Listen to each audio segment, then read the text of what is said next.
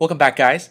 Last time we took a look at DNA and its structure, and now we need to understand a little bit about how DNA makes copies of itself. You know that cells have to make copies of themselves, otherwise we'd just be one-celled organisms. Cells have to make millions and millions of copies of themselves.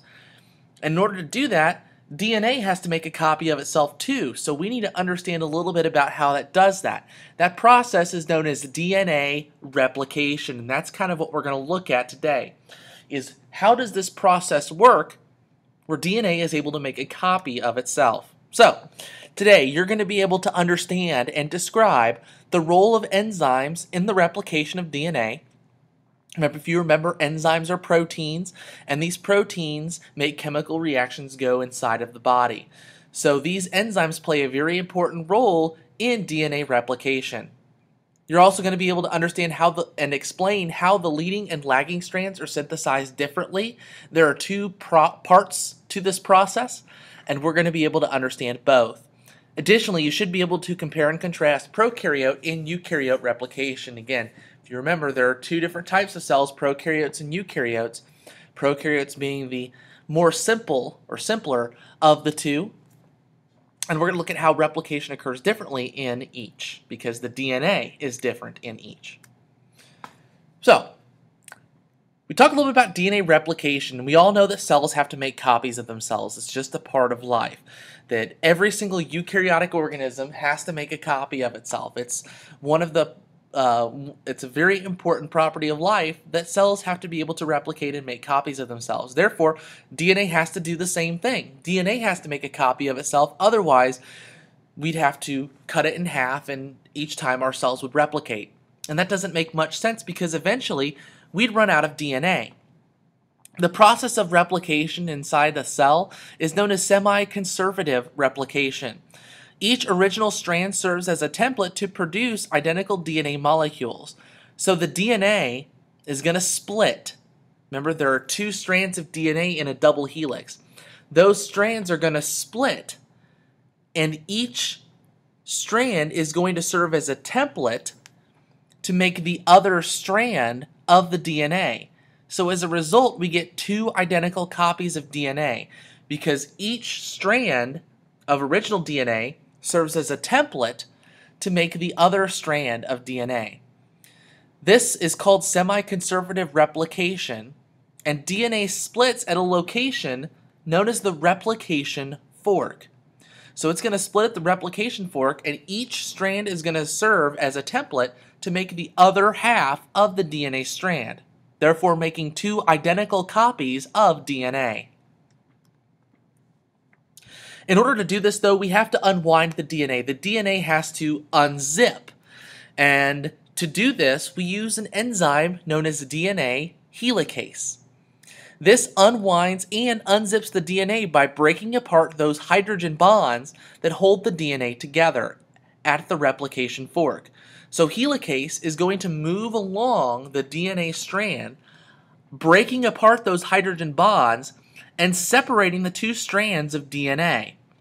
Now, other proteins are going to bind to the DNA to prevent it to rewind back together because those nitrogen bases want to reform those hydrogen bonds. But there are other proteins that prevent this from happening and keep the DNA separate.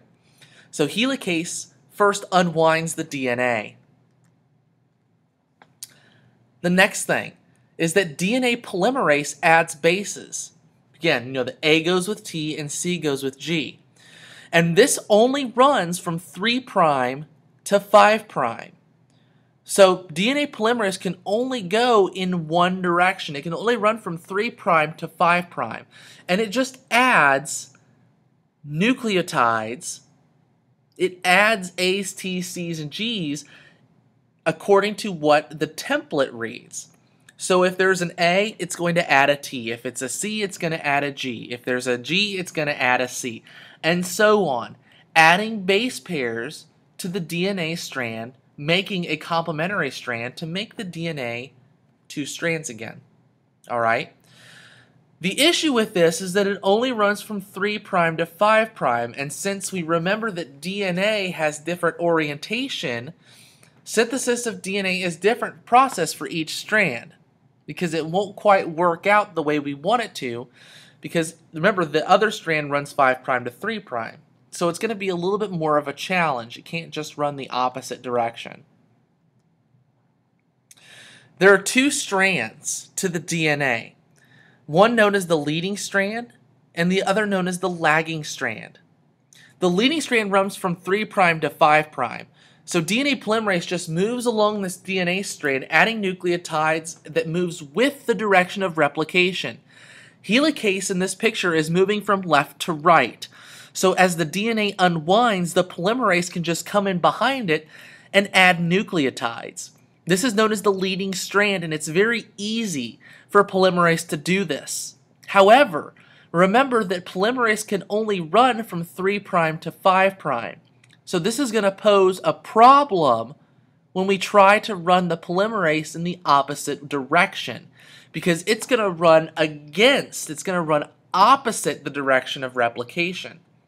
So as the helicase moves along towards the right, the polymerase on the other lagging strand is going to move towards the left.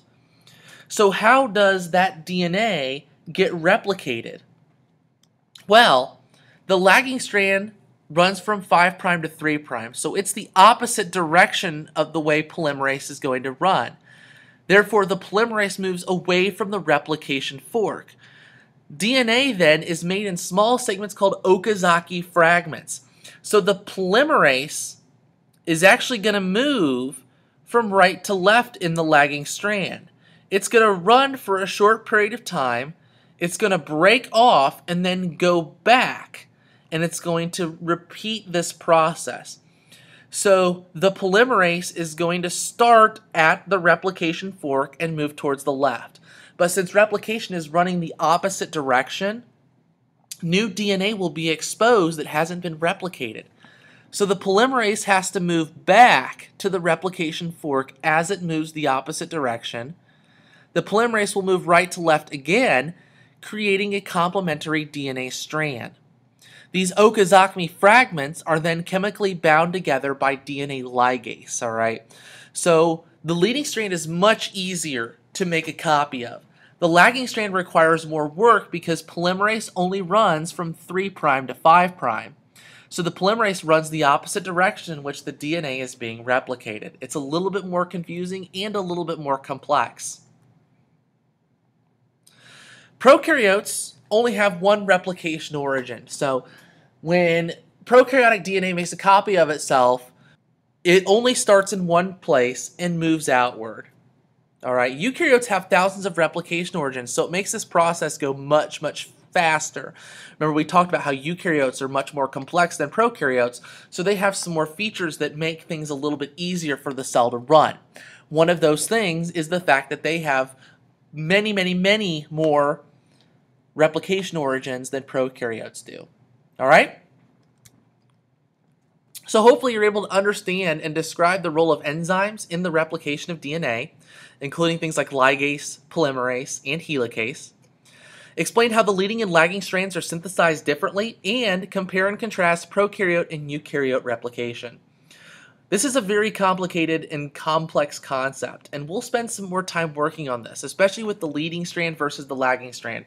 It's something that really needs to be visualized. So we'll look at some more videos of that a little bit later on. Again, don't forget to take your video quiz, and have a good day, guys.